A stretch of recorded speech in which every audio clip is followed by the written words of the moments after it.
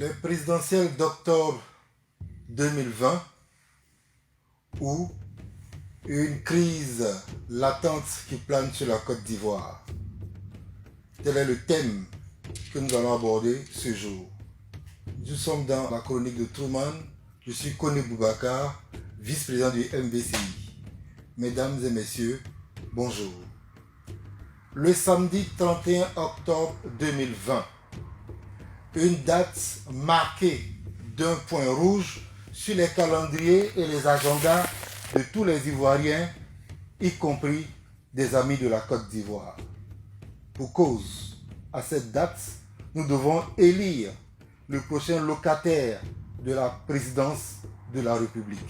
Partant de la CEI jusqu'au silence assourdissant des voix qui portent, nous allons égrener, nous allons revisiter des éléments qui ne nous rassurent pas. D'abord la CEI. La CEI, dans son organisation, est composée des membres du RHDP.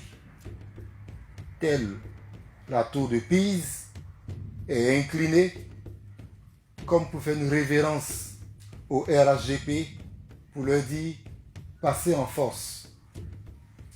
Telle n'est pas notre vision. Elle devait être neutre. Dans les faits, nous constatons, avec les membres de la CDRP, qu'il y a 7500 personnes qui n'ont ni père ni mère. Le champ, nom du père, nom de la mère, les champs ne sont pas renseignés.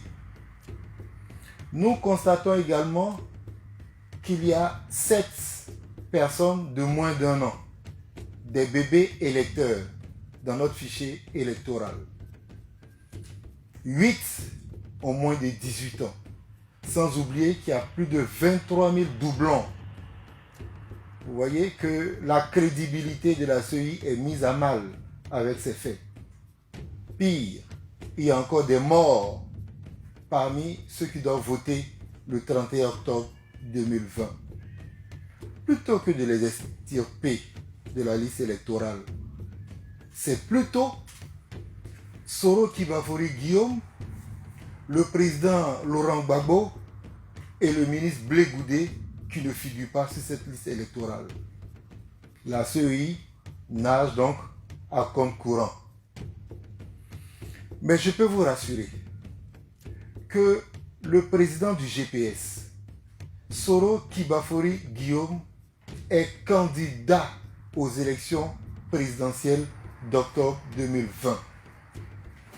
Quitte au Conseil constitutionnel de faire son travail, de lire le droit.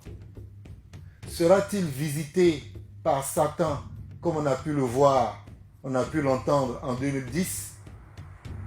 Je pense que non. Sa responsabilité est engagée pour lire le droit et accepter les enfants de Côte d'Ivoire concourir pour les élections présidentielles que nous voulons transparentes, saines et sans violence. La déclaration de candidature est aussi un autre fait qui nous interpelle et qui nous inquiète. Du 5 mars au 6 août 2020, revirement de situation. Un chef d'État qui se renie. Qui mieux que placé que le chef d'État de respecter sa parole? Qu'est-ce que nous dit au moment où nous parlons? Qu'un fait, un dire du chef d'État sera pris en compte? Qu'est-ce qui prouve qu'il ne va pas se redire demain? Des juristes et des constitutionnalistes confirmés on peut dire que le président Alassane Ouattara ne peut plus être candidat aux élections présidentielles. Il y en a qui ont mis la main sur le cœur, notamment le ministre Cissé Bakongo. Mais il y en a aussi qui ont mis la main au feu. On les recherche pour leur dire dans quel état se retrouvent leurs mains aujourd'hui. Peuvent-ils regarder leurs enfants, leurs familles? Quel exemple on donne à notre jeunesse? Ceux-là même qui doivent donner l'exemple se renient. J'espère qu'ils ne vont pas se renier 3 fois, comme l'autre. Aujourd'hui, on est dans une crise préélectorale, des personnes ont la possibilité de marcher et de dire oui, nous voulons un troisième mandat anticonstitutionnel pour le président de la République. Et il y en a qui n'ont pas le droit de marcher pour dire non au troisième mandat. Ceux-là sont brimés, poussés, gazés par les corps habillés, pire, des microbes, on va dire, des enfants en conflit avec la loi, se dressent face à eux avec des machettes, des gourdins pour donner la mort à d'honnêtes citoyens qui marchent pacifiquement. Deux poids, deux mesures. Voilà encore un élément qui ne nous rassure pas.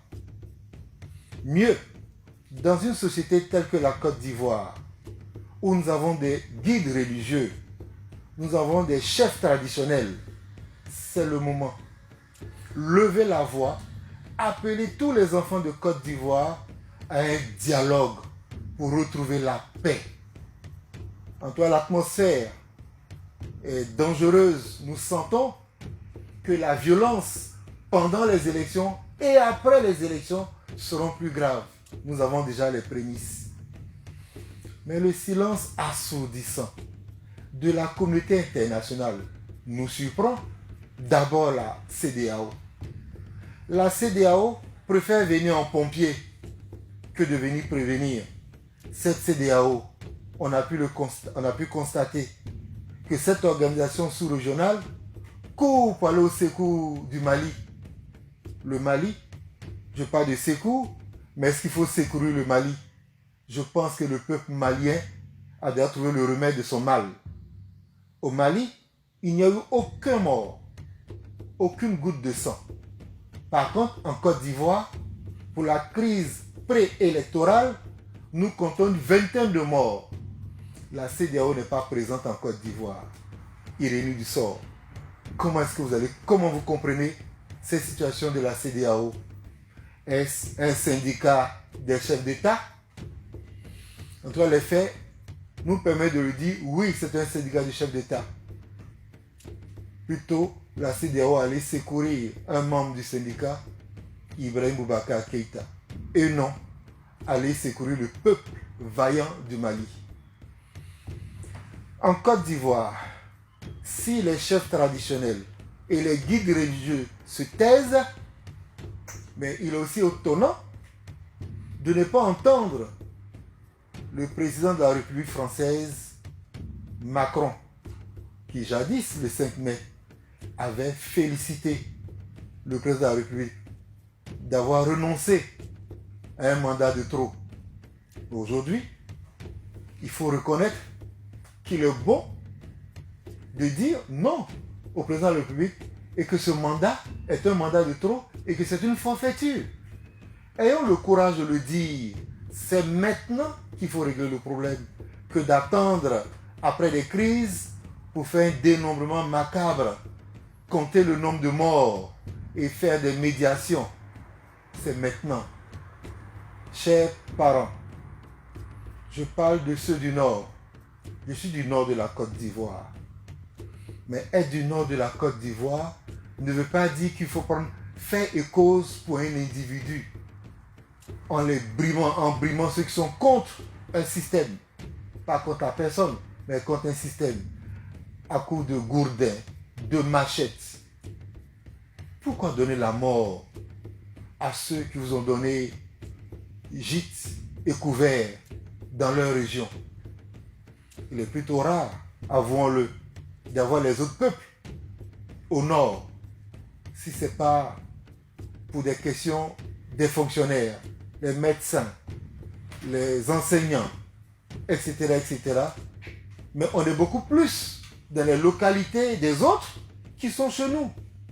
Et dans leur localité, on va brûler, on va tuer et on va blesser. Et ça ne nous honore pas. Ressaisissons-nous. Nous ne sommes pas contre Alassane Ouattara. Nous sommes contre un système. Il s'agit des idées. Nous ne sommes pas pour les idées prônées par le RHDP, mais plutôt Nous voulons un pays stable, prospère. Il a fait 2 mandats. Alors que vous vous rappelez qu'en 2010, il présentait sa pomme en disant « Donnez-moi 5 ans ». Il en a eu 10. Il veut avoir 15. De grâce. Trop, c'est vraiment trop. Allez lui dire stop. Ne nous laissons pas instrumentaliser par les hommes politiques. Après, nous allons nous regarder entre frères et sœurs. Mais quel regard pourrons-nous poser sur un frère quand on lui a fait du mal? Chers parents, arrêtons l'escalade de la violence et regardons plutôt la Côte d'Ivoire et l'avenir de ce pays. Pour finir, j'ose espérer que le président de la République saura appeler ses frères et ses sœurs autour d'une table pour régler les problèmes politiques. Nous souhaitons la libération de tous les prisonniers politiques et des prisonniers militaires, les élections apaisées, crédibles et transparentes. Et à la fin de cette élection, qu'il n'y ait pas 2 présidents ou 3 présidents qu'on a pu le voir en 2010, mais plutôt un président élu et qui sera félicité par les autres concurrents à l'issue de cette élection présidentielle 2020. Tel est notre souhait. Agir pour le peuple est notre devoir. Je vous remercie.